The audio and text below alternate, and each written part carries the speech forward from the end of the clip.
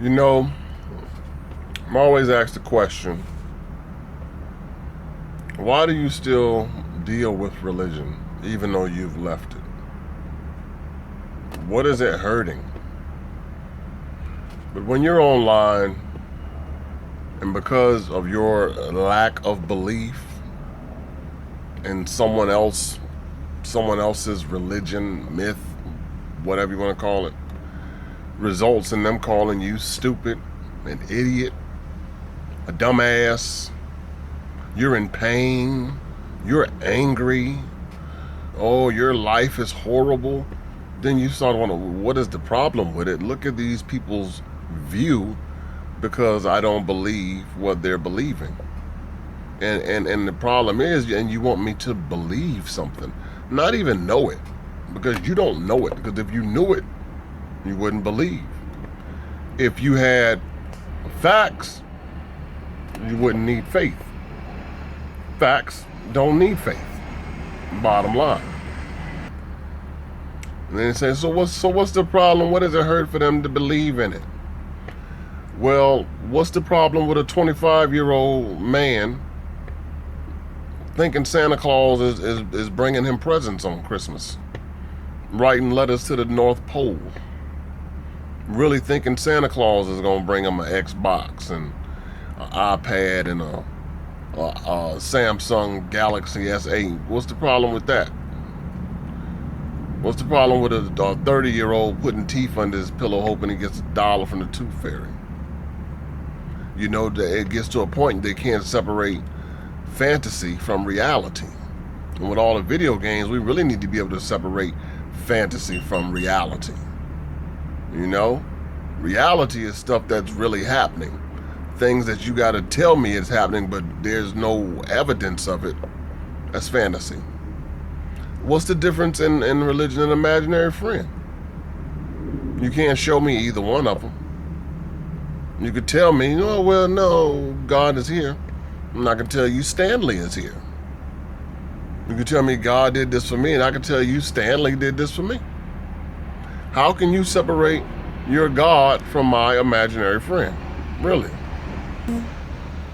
It's like if it was all that, then just why do you have to indoctrinate a child from birth, pretty much, and put a God complex into them? If that was the case, then let God introduce himself. If he said, let there be light and all these other things, what, he can't talk to you? He talked to Moses, he called Moses out, which is just a story. But he called Moses out.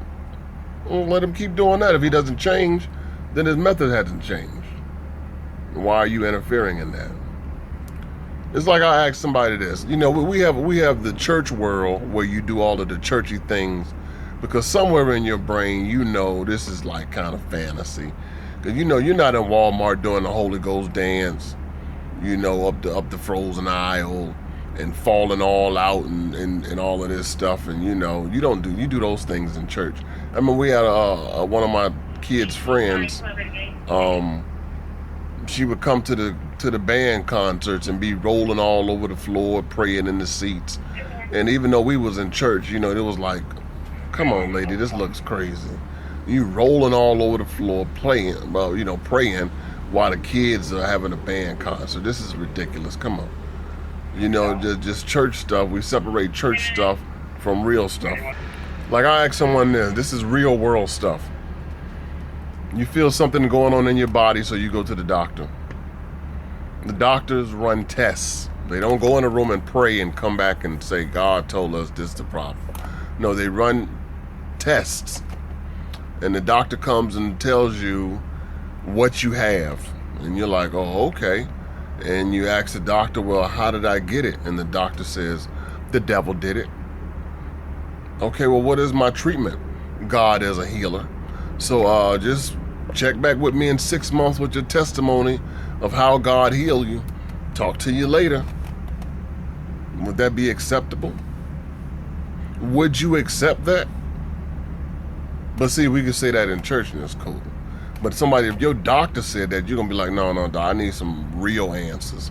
How did I get this? You don't have something you can prescribe to me? You don't want no faith. You want some real stuff. So we know when to separate fantasy from reality in those things. And please, people, stop trying to compare wind and air to God, okay? For real. We know that air is real. You can feel air. Air can do damage. Air is not a respecter of persons. It's air.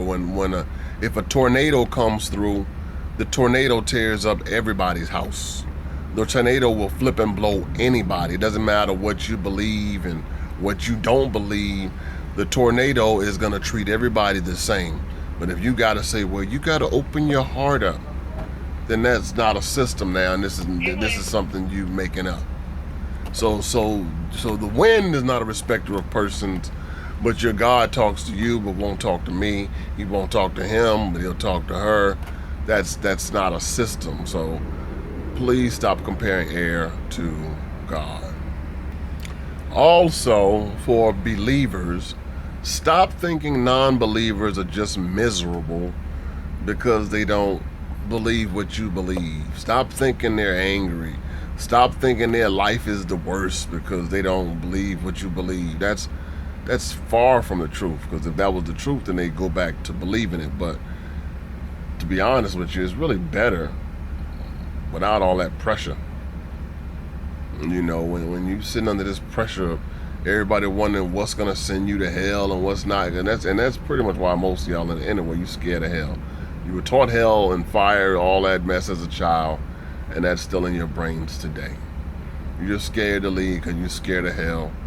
I'm here to tell you, hell ain't even real. Hell, Hades, Tartarus, it's all the same stuff. Literary constructs, Dante's Inferno, it's just written stuff. You're controlled by literature, Oh, and stop thinking non-believers hate God. Non-believers don't hate God any more than you hate Santa Claus. If you don't believe there is one, how do you hate him? What it is people just get tired of having stuff thrown down and shoved down their throats all the time. Because people think, and we gotta have what you have in order to have a good life. And please stop telling people I'm gonna pray for you. If they ain't asked you to pray for them, don't pray for them. Or if you did, do it in private somewhere. Don't tell them in their face. That's arrogant.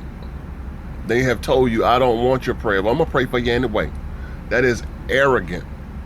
You don't have the right to tell somebody that. They have the right to not want your prayers. Well, what if they worship something you don't like, and then somebody tell you, I'm gonna pray for you? We worship a dragon god or something. You like, no, I don't want your prayer. So you gotta respect people. Don't all in their face. I'm gonna pray for you anyway, because it's just like you're saying I'm better than you, and I want you to be where I am. That's just your thoughts. Religion is just a mess anyway.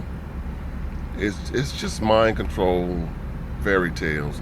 And also, folks, stop being so scared because somebody's learning something, and but you're learning and you learn your way out of it. Good. It is better to know and get out of some mess than be ignorant and stay in it because of tradition, and that's what you've been taught all your life. What is wrong with knowledge?